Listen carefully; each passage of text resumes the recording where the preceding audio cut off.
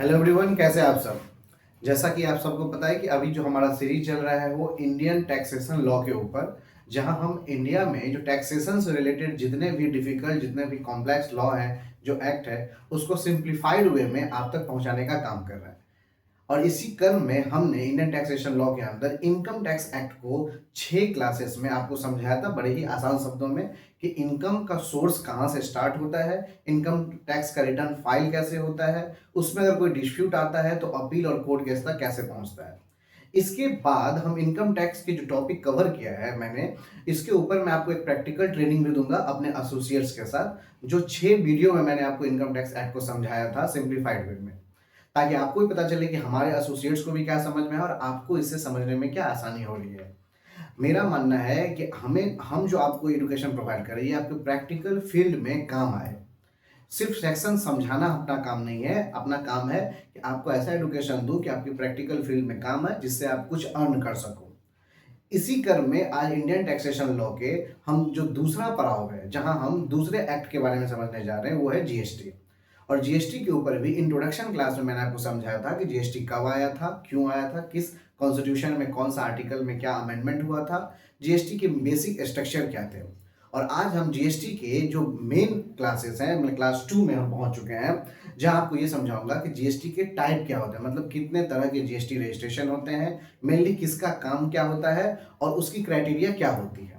तो चलिए without wasting of any time हम समझते हैं इंडियन टैक्सेशन लॉ की जो सीरीज चल रही है, जहां हमने एक एक्ट इनकम टैक्स एक्ट खत्म कर दिए हैं। दूसरा आज हम जो स्टार्ट करने जा रहे हैं वो जीएसटी। जीएसटी का भी इंट्रोडक्शन क्लास हो गया है, ये आज फर्स्ट क्लास आप समझिए।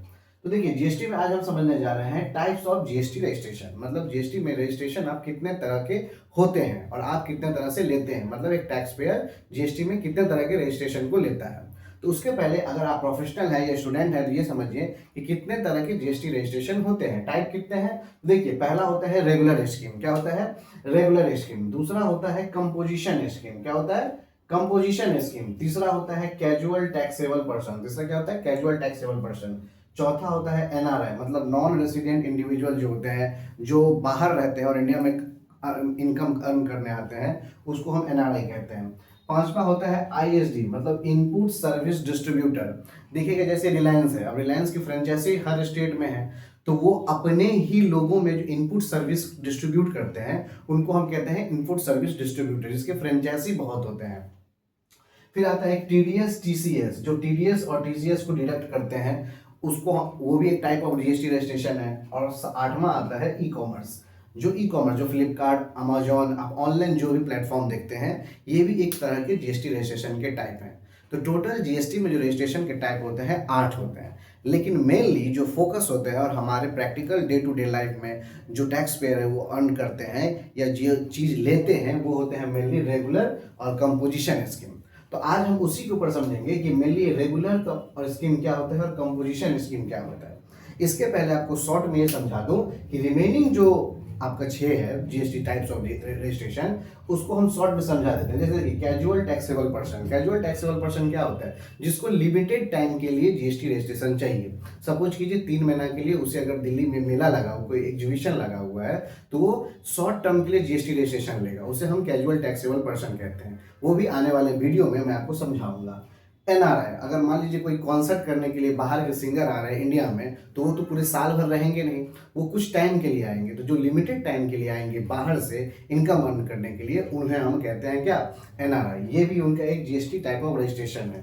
फिर जो टीडीएस और टीसीएस डिडक्ट करते हैं जीएसटी के अंदर, वो भी अपना जीएसटी का रजिस्ट्रेशन लेते हैं, उसे हम कहते हैं टीडीएस वाले और टीसीएस वाले, जो टैक्स डिडक्ट करते हैं या टैक्स कलेक्ट करते हैं। और लास्ट होता है ई कॉमर्स वाले। ई कॉमर्स वाले मतलब जो ऑनलाइन प्लेटफॉर्म पे हैं, अमेजोन पे हैं, फ्लिपकार्ट पे हैं, जोमेटो है, स्विगी है, जितने भी आप ऑनलाइन प्लेटफॉर्म देखते हैं, उनके भी एक जीएसटी नंबर होते हैं, ताकि जब आप कोई इनवॉइस परचेस करते हैं तो उसमें एक टैक्स डिडक्ट किया रहता है और जीएसटी नंबर लगा रहता है, तो उसे हम कहते हैं ई कॉमर्स। ठीक है। और एक जो है input service distributor, input service distributor मैंने बताया जिसकी फ्रेंचाइजी बहुत होते हैं और आपस में इनपुट की लेन देन करते हैं, उन्हें कहते हैं इनपुट सर्विस डिस्ट्रीब्यूटर। तो ये सब क्या है ना, बहुत ही रेयर आपको जीएसटी रजिस्ट्रेशन देखने को मिलेंगे। लेकिन आप डे टू डे लाइफ में, अगर प्रैक्टिकल लाइफ में अगर आप जीएसटी के ऊपर काम कर रहे हैं, तो आपको रेगुलर स्कीम और कंपोजिशन स्कीम वाले टैक्स पेयर जो है वो ज़्यादा मिलेंगे और इसी के ऊपर आप ज़्यादा काम करेंगे। तो ये सब की जानकारी आपके पास होनी चाहिए। इसके ऊपर अगर आपको और डिटेल में चाहिए तो आप हमें कमेंट कीजिए, मैं आपको एक डिटेल वीडियो प्रोवाइड करूंगा। फिलहाल आज जो हम कवर करेंगे वो है रेगुलर स्कीम और कंपोजिशन स्कीम, जो day to day practical life में बहुत ही टैक्स पेयर इस जीएसटी रजिस्ट्रेशन को लेते हैं और इससे ही काम करते हैं। तो चलिए समझते हैं रेगुलर स्कीम क्या होता है और कंपोजिशन स्कीम क्या होता है। रेगुलर का मतलब समझ गए कि ये डे टू डे लाइफ के लिए, और कंपोजिशन का मतलब होता है जरूर रेगुलर से कुछ डिफरेंट होगा। हमने एक 10 क्राइटेरिया बनाया है, इस 10 क्राइटेरिया के हिसाब से आपको समझाऊंगा कि रेगुलर में क्या डिफरेंसेस है और कंपोजिशन में क्या डिफरेंसेस है, ताकि आपको क्लियर कट चीजें समझ में आए। तो देखिए पहला जो मैंने किया है वो एलिजिबिलिटी, मतलब क्या क्राइटेरिया है रेगुलर के लिए और कंपोजिशन के लिए, आप भी ध्यान दीजिएगा। एलिजिबिलिटी मतलब होता है रेगुलर में कोई भी गुड्स एंड सर्विस में अगर कोई पर्सन डील करता है और गुड्स अगर 40 लाख के ऊपर एक्सीड करता है, उसका टर्नओवर अगर 40 लाख के ऊपर गुड्स के क्राइटेरिया में अगर एक्सीड करता है, मतलब सपोज कीजिए कोई भी एक बिजनेसमैन है, अगर वो एक ब्लैक बोर्ड खरीदा है और ब्लैक बोर्ड खरीद के अगर बेच दिया है, ऐसे बेचते बेचते उसका टर्नओवर जो है वो 40 लाख एक्सीड कर गया है, क्योंकि ये गुड्स है तो उसे जीएसटी नंबर लेना मैंडेटरी हो जाता है। तो अगर वो रेगुलर स्कीम में आता है तो उसके लिए वो चीज़ क्या हो जाती है 40 लाख। और अगर वो सर्विसेज में कोई काम करता है, जैसे अगर वो टीचर है, एडवोकेट है, डॉक्टर है, कोई प्रोफेशनल काम कर रहा है, तो उसके लिए गवर्नमेंट ने एक टर्नओवर सेट कर दी है, वो है 20 लाख। तो समझ गए, रेगुलर स्कीम के लिए जो गुड्स की क्राइटेरिया है वो 40 लाख मतलब टर्नओवर, और सेल सर्विसेज की जो क्राइटेरिया है वो है 20 लाख। अगर इसके ऊपर एक्सीड करता है तो उसे जीएसटी नंबर लेना ही होगा, अब चाहे वो रेगुलर में ले या कंपोजिशन में ले, लेकिन ये एक लिमिट है गवर्नमेंट की तरफ से कि अगर गुड्स में 40 लाख और सर्विस में 20 लाख। सिमिलरली इसका 50% आप कर लीजिएगा जो स्पेशल स्टेट्स होते हैं, जो मैंने आपको फर्स्ट वीडियो में बताया था बेसिक में कि स्पेशल स्टेट्स कौन होते हैं, तो जो नॉर्थ ईस्ट वाले और जो हिमालयन रीजन वाले, ये टोटल 11 स्टेट्स हैं जहां डेंसिटी कम है, पॉपुलेशन कम है, एम्प्लॉयमेंट कम है, लोगों के पास पैसे कम है, जिसके कारण क्या होता है लोग खर्च ज्यादा नहीं कर पाते हैं, इसलिए वहां टर्नओवर क्या कर दी डायरेक्ट 50%। तो स्पेशल इकोनॉमी के लिए, सॉरी स्पेशल स्टेट्स के लिए डायरेक्ट ये 50% होते हैं टर्नओवर। तो यहाँ आप समझ गए कि एलिजिबिलिटी क्या है कि अगर आप गुड्स में कोई काम डील करते हैं या सर्विस में डील करते हैं तो आपकी टर्नओवर फिक्स है, गुड्स के लिए 40 लाख और सर्विस के लिए 20 लाख। अगर इससे अगर एक्सीड करती है तो आपको जीएसटी नंबर लेनी होगी, अब चाहे रेगुलर में ले या कंपोजिशन में ले, लेकिन लेनी होगी। तो लोग रेगुलर के लिए ये नियम है, लेकिन वही कंपोजिशन के लिए क्या है 1.5 करोड़। 1.5 करोड़ लिमिट है, लेकिन इसका मतलब ये नहीं कि 1.5 करोड़ आपका अगर क्रॉस कर जाएगा उसके बाद आप सोचेंगे हम कंपोजिशन में। आपका अगर 40 या 20, सर्विस के क्षेत्र में 20, गुड्स के क्षेत्र में 40 अगर ये एक्सीड करता है तो आपको एट अ टाइम डिसाइड करना होगा कि मुझे रेगुलर में लेना है कि कंपोजिशन में लेना है। लेकिन कंपोजिशन की जो टोटल लिमिट है, टोटल लिमिट ही 1.5 करोड़ है, लेकिन रेगुलर की टोटल लिमिट नहीं है, ये बेसिक लिमिट है, मतलब मिनिमम। ये अगर टच कर गया तो आपको रजिस्ट्रेशन लेनी है, लेकिन अब इसके बाद कितना भी बिजनेस कीजिए आप, जरूरी नहीं है कि आपको रेगुलर के लिए कुछ अलग स्पेशल कुछ करना होगा। रेगुलर में बस लिमिट क्रॉस करते हैं, आप नंबर लीजिए, फिर आपको जितना बिजनेस करना है कीजिए। लेकिन कंपोजिशन में क्या है, ये 1.5 करोड़ मैक्सिमम है, इसके ऊपर अगर आप बिजनेस करते हैं तो फिर आप कंपोजिशन स्कीम में नहीं जा सकते, आप उसे अवील नहीं कर सकते। समझ गए मेरा पॉइंट? फिर से समझा दूं, रेगुलर स्कीम के लिए बेसिक लिमिट है 40 लाख और 20 लाख। अगर आप इसको एक्सीड करते हैं तो आपके लिए जीएसटी रजिस्ट्रेशन लेना मैंडेटरी है, लेकिन इसमें आप कितना भी बिजनेस करते हैं, 100 करोड़, 200 करोड़, 500 करोड़, 1000 करोड़, कुछ भी कर सकते हैं। लेकिन अगर आप कंपोजिशन स्कीम लेते हैं तो आपका लिमिट तो यही था, नंबर आपको नंबर तो उसी वक्त लेना होगा कंपोजिशन के लिए भी, लेकिन आप कंपोजिशन में टोटल जो लिमिट है वो 1.5 करोड़ है। मतलब अगर आप 1.5 करोड़ तक ही बिजनेस कर सकते हैं, उसके ऊपर अगर आपका बिजनेस का टर्नओवर हो रहा है तो आपको कंपोजिशन में नहीं रहने दिया जाएगा, आपको कन्वर्ट होके किस में आप आ जाएंगे, रेगुलर में। समझ गए? उसी तरह तो पहला पॉइंट क्लियर है, एलिजिबिलिटी टर्नओवर के बेसिस पे। दूसरा आता है टैक्स रेट। टैक्स रेट क्या कहता है, तो टैक्स रेट कहता है कि रेगुलर वाले को बहुत सारे टैक्स रेट हैं जो भी फिलहाल जो है, अब जब चेंज होंगे दीपावली से या सितंबर से वो अलग हम समझेंगे, लेकिन फिलहाल जो सिनेरियो है रेगुलर वाले को सारे टैक्स रेट में डील करने पड़ते हैं, जैसे 3%, 5%, 12%, 18%, 28%। वो जिस क्राइटेरिया में फॉल करेगा, सपोज कीजिए अगर कोई गोल्ड या ऑर्नामेंट्स में डील करता है कोई बिजनेसमैन तो वो 3% वाले में डील करेगा। कोई अगर लेदर या कोई रेस्टोरेंट यूज कर रहा है या कोई टेक्सटाइल में है उसे 5% वाले में यूज करेगा, कोई 12% वाला चीज में अगर काम कर रहा है तो उसे 12% में डील करना होगा। जो ज़्यादा कंज्यूमर गुड्स है वो 18% में, जैसे मोबाइल हुआ, आयरन रॉड हुआ, इस समय 18% है। जो लग्जरी आइटम में डील करते हैं बिजनेसमैन, उन्हें 28% का सामना करना पड़ेगा।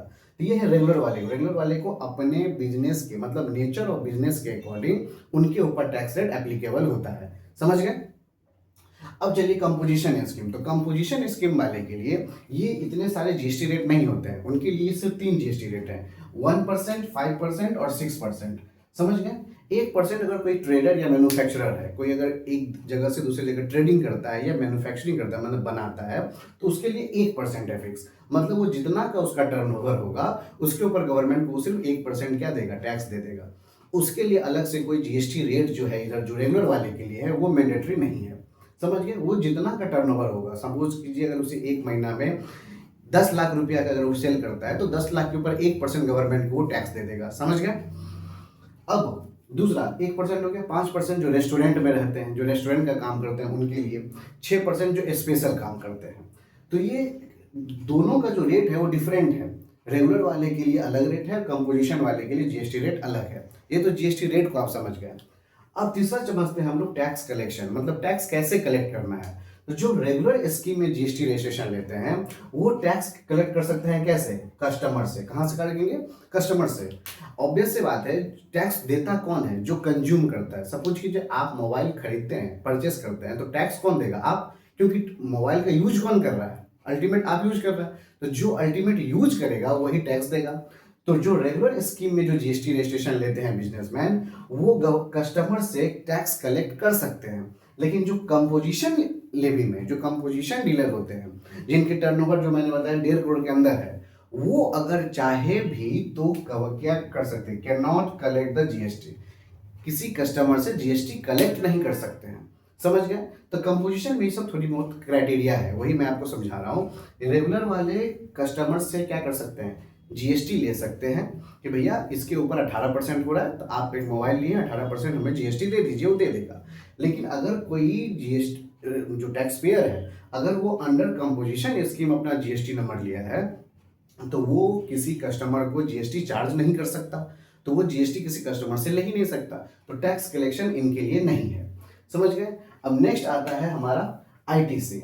हम 3 समझ गए, eligibility, tax rate, tax collection. अब आता है आईटीसी। आईटीसी का मतलब होता है input tax credit. Input tax क्या होता है? सपोज कीजिए आप अगर एक ब्लैक बोर्ड बेचते हैं, ब्लैक बोर्ड में अगर बिजनेस करते हैं, या ब्लैक बोर्ड को आप अगर ट्रेड करते हैं, परचेस करके सेल करते हैं, तो जब आप परचेस करने गए तो उसके ऊपर 100 रुपीज़ का टैक्स दिए। लेकिन जब सेल करने गए तो सामने वाले कस्टमर से 120 रुपया का टैक्स लिए। तो जब अब गवर्नमेंट को आपको देना कितना है? 120 रुपया। और आपने ऑलरेडी गवर्नमेंट को एक जगह जब परचेस किया था कितना दे दिया था? 100। तो 120 में से 100 माइनस हुआ, कितना रिमेनिंग बचा? 20 रुपीज़। आपको गवर्नमेंट को सिर्फ 20 देना है। क्यों? क्योंकि आपने 100 रुपीज़ की परचेस के वक्त जो टैक्स गवर्नमेंट को प्रोवाइड किया है उसी को कहते हैं आईटीसी, जो आप क्लेम कर सकते हैं। तो एलिजिबल टू क्लेम ये कौन कर सकते हैं? जो रेगुलर स्कीम में जीएसटी नंबर लेते हैं वो आईटीसी को क्लेम कर सकते हैं। लेकिन जो कंपोजिशन डीलर होते हैं वो आईटीसी क्लेम नहीं कर सकते हैं। क्यों नहीं कर सकते हैं? जब ये टैक्स चार्ज ही नहीं करेंगे किसी के ऊपर, जब टैक्स लेंगे ही नहीं, तो टैक्स की क्लेम भी क्यों करेंगे? तो ये कंपोजिशन डीलर है। कंपोजिशन डीलर टैक्स की क्लेम भी नहीं करते हैं और ना ही टैक्स किसी से चार्ज कर सकते हैं। समझ गए? चलिए छठा समझिए, सप्लाई रेस्ट्रिक्शन। मतलब रेगुलर वाले और कंपोजिशन वाले कहां कहां सप्लाई कर सकते हैं। तो देखिए रेगुलर वाले जो है can make both trade in and out. मतलब अगर जिस स्टेट में वो बिजनेस कर सकते हैं उसी स्टेट्स में वो बिजनेस भी कर सकते हैं, और अगर वो चाहे तो अदर स्टेट में भी बिजनेस कर सकते हैं जो रेगुलर स्कीम में है। लेकिन वही जो कंपोजिशन स्कीम में अगर कोई जीएसटी नंबर लिए हैं तो वो सिर्फ जिस स्टेट में है उसी स्टेट में बिजनेस करेंगे। सपोज कीजिए अगर मैं वेस्ट बंगाल में रहता हूँ और अगर मैं अगर एज ए रेगुलर स्कीम में अगर कोई जीएसटी रजिस्ट्रेशन ऑप्ट किया है, मैंने अगर लिया है, तो मैं अगर चाहूँ कि इंडिया में किसी भी स्टेट में बिजनेस करूँ तो वेस्ट बंगाल में रहकर भी मैं किसी भी स्टेट्स को माल सप्लाई कर सकता हूँ और किसी भी स्टेट से माल परचेस कर सकता हूँ। समझ गए? लेकिन अगर मैं कंपोजिशन डीलर के स्कीम में अगर जाता हूं और उसके हिसाब से अगर जीएसटी नंबर लेता हूं तो मैं सिर्फ वेस्ट बंगाल में रह के सिर्फ वेस्ट बंगाल के लोगों को ही सप्लाई कर सकता हूं और वेस्ट बंगाल के लोगों से ही सिर्फ परचेस कर सकता हूं, पूरे इंडिया में नहीं कर सकता हूं। समझ गए? तो इसी को कहते हैं कि सप्लाई रिस्ट्रिक्शन। मतलब क्या रिस्ट्रिक्शन है, मतलब कहां तक कर सकते हैं। एक चीज जो अपना छूट गया है ऊपर वो है कंप्लायंस और रिटर्न।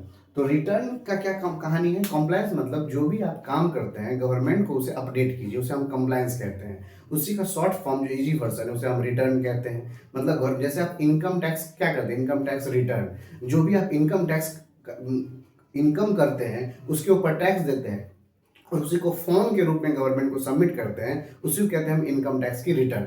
सबमिट कर दिया। उसी तरह जीएसटी की भी रिटर्न होती है कि जो भी आपने सेल किया है, परचेस किया है, बिजनेस किया है, गवर्नमेंट को एक फॉर्म के जरिए आप गवर्नमेंट को बताइए। तो ठीक है, उसी को हम कंप्लायंस या रिटर्न कहते हैं। तो जो रेगुलर वाले में होते हैं उन्हें बहुत दिक्कत होती है, उन्हें मंथली रिटर्न सबमिट करना पड़ता है या क्वार्टरली रिटर्न सबमिट करना पड़ता है उनके बिजनेस के टर्नओवर के ऊपर, क्राइटेरिया के ऊपर। हर मंथ वो एक रिटर्न सबमिट करेंगे और क्वार्टरली भी रिटर्न सबमिट करेंगे। तो इनके लिए बहुत पजल होता है रिटर्न सबमिट करना हर मंथ।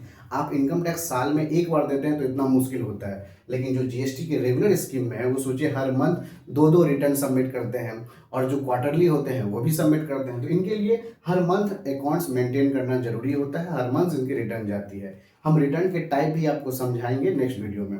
लेकिन कंपोजिशन वाले जो है, फिलहाल ये समझिए कंपोजिशन वाले को बहुत कम होती है, इसमें क्वार्टरली रिटर्न जाता है। तो एक साल में 4 क्वार्टर हुआ तो समझ लीजिए इनको सिर्फ 4 रिटर्न सबमिट करना होगा।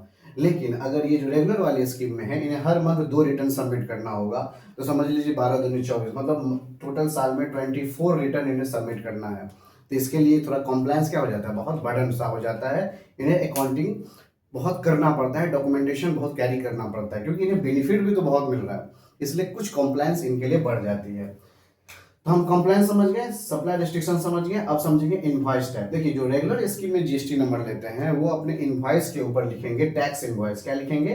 Tax invoice. लेकिन जो कंपोजिशन स्कीम में अपने जीएसटी नंबर को लेते हैं वो अपने इनवॉइस के ऊपर टैक्स इनवॉइस नहीं लिखेंगे, वो लिखेंगे बिल ऑफ सप्लाई। क्या लिखेंगे?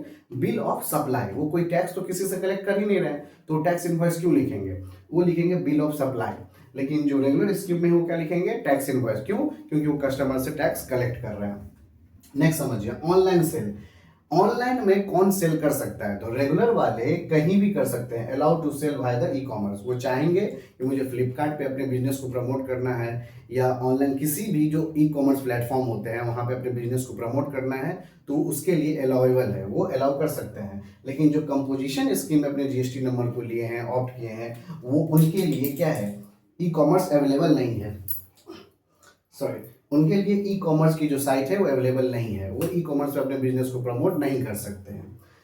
नेक्स्ट समझिए, अगर एक्सपोर्ट और एसईजेड, मतलब अगर उन्हें किसी दूसरे देश में अगर एक्सपोर्ट करना हो तो जो रेगुलर स्कीम में जीएसटी नंबर लिए हैं उनके लिए अलाउ है, वो कर सकते हैं। लेकिन जो कंपोजिशन डीलर है वो नहीं कर सकते हैं। क्यों? क्योंकि देखिए कंपोजिशन डीलर मैंने आपको बताया था थोड़ी देर पहले, वो दूसरे स्टेट में भी सेल नहीं कर सकते। तो एक्सपोर्ट तो उनके लिए बहुत दूर की बात है, एक्सपोर्ट तो हो गया कि कंट्री के बाहर।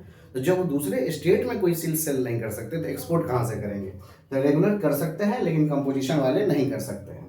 अब ये किस सेक्शन में दोनों को डिफाइन किया गया है? तो देखिए रेगुलर वाले को डिफाइन किया गया है सेक्शन 22 सीजीएसटी एक्ट 2017 और कंपोजिशन वाले को डिफाइन किया गया है सेक्शन 10 सीजीएसटी एक्ट 2017। ये सेक्शन 10 में है, ये सेक्शन 22 है। अब आप इसका मोरल ऑफ द स्टोरी समझिए। कंपोजिशन स्कीम और रेगुलर स्कीम। रेगुलर स्कीम वो होता है जो बिजनेसमैन ये चाहता है कि हम सारे टैक्स रेट में डील करें, हमें जो इनपुट गवर्नमेंट को, जो टैक्स हम गवर्नमेंट को दे रहे हैं और जो कस्टमर से कलेक्ट कर रहे हैं, इसकी सारी जानकारी मेरे पास रहे और हम सारे टैक्स का बर्डन अपने ऊपर ना लेके गवर्नमेंट से उस चीज़ को शेयर भी करते रहें। हम पूरे अकाउंट्स को मेंटेन करेंगे, जिसकी टर्नओवर बड़ी होगी हम अपने इनपुट टैक्स की क्रेडिट भी क्लेम करेंगे, वो आएंगे रेगुलर में। लेकिन ऐसे बिजनेसमैन जिसकी टर्नओवर बहुत छोटी होती है, जो छोटे व्यापारी हैं, स्मॉल टाइप्स ऑफ बिजनेसमैन हैं, जो 1 करोड़ या 50 लाख या 75 लाख के करीब बिजनेस करते हैं, वो डायरेक्ट बोलेंगे कि मुझे किसी दूसरे स्टेट से मतलब नहीं है, मेरा एक छोटा सा शॉप है जो मुझे अपने एरिया में, मुझे अपने डिस्ट्रिक्ट में, मुझे अपने वेस्ट मतलब एक स्टेट में रहने से ही हो जाता है काम, तो वो एक कंपोजिशन स्कीम ले लेंगे। लेकिन जो बिजनेसमैन ये चाहेंगे कि हम अपने इस जो कारोबार है, जो बिजनेस है, वो अपने स्टेट से भी बाहर जाए, एक दूसरे स्टेट से बाहर जाए, हमें दूर दूर से माल परचेस करना पड़ता है, दूसरे स्टेट्स में माल को सेल करना पड़ता है, एक्सपोर्ट करना पड़ सकता है, तो ऐसे बिजनेसमैन के लिए रेगुलर स्कीम बेनिफिट है। लेकिन जो स्मॉल बिजनेसमैन है, जिनकी टर्नओवर ज़्यादा नहीं होती, जो लोकल एरिया में काम करते हैं, एक लोकल डिस्ट्रिक्ट पकड़ के काम करते हैं, उनके लिए कंपोजिशन स्कीम बेस्ट है। तो इन फ्यूचर अगर आपके पास भी अगर कोई क्लाइंट आए और आपको उनको समझाना पड़े तो आप इसी हिसाब से समझिएगा कि अगर आप लोकल एरिया में एक डिस्ट्रिक्ट में अगर आप काम करना चाहते हैं, अगर आप अपने स्टेट से बाहर काम नहीं करना चाहते हैं और आपकी अगर टर्नओवर एक लिमिट है, लिमिट मतलब कि 1.5 करोड़ के अंदर अगर आपकी होती है तो आप कंपोजिशन स्कीम का लाभ लीजिए। लेकिन अगर आप चाहते हैं कि अपने बिजनेस को फैलाना, एक स्टेट से दूसरे स्टेट ले जाना, इनपुट टैक्स के क्रेडिट क्लेम करना, अपने बिजनेस को एक्सपोर्ट करना, तो आप रेगुलर स्कीम में जाइए, क्योंकि यहाँ टर्नओवर की लिमिट फिक्स नहीं है, बस बेसिक लिमिट है। तो आई होप जीएसटी रजिस्ट्रेशन, ये इनकम इंडियन टैक्सेशन लॉ की जो सीरीज चल रही है, जिसका जो अभी दूसरा पार्ट चल रहा है जीएसटी, तो इंट्रोडक्शन खत्म हो गया, आज उसका टाइप्स मैंने आपको समझाया। तो उम्मीद करता हूँ कि टाइप्स ऑफ जीएसटी रजिस्ट्रेशन आपको इजीली समझ में आया होगा। नेक्स्ट वीडियो में जीएसटी से रिलेटेड ही कुछ इंपॉर्टेंट टॉपिक लाएंगे जो आपके प्रैक्टिकल फील्ड में काम आए, जिससे आप कुछ इनकम अर्न कर सको। समझ गए? इसके रिलेटेड अगर कुछ भी डाउट हो तो please let me know in the comment box. मिलते हैं नेक्स्ट वीडियो में, टिल देन जय हिंद, थैंक्स फॉर वॉचिंग।